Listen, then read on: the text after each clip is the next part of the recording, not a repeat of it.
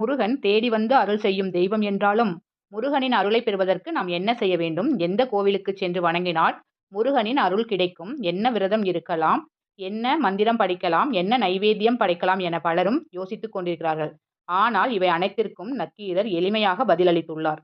முருகன் மிகவும் எளிமையான தெய்வம். அவரை ஒரே ஒரு நொடி மனதார நினைத்து முருகா என அழைத்தால் ஓடோடி வந்து அருள் செய்வார் என திருமுருகாற்றுப்படையில் நக்கீரர் கூறியுள்ளார்.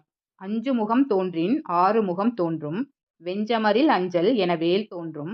நெஞ்சில் ஒரு கால் நினைக்கின் இரு காலும் தோன்றும். முருகா என்று ஓதுவார் முன். தன்னுடைய பக்தர்களுக்கு பிரச்சனை என்று வரும்போது 5 முகம் கொண்ட சிவபெருமான் வருவதற்கு முன்பாகவே முருகன் வந்துவிடுவார்.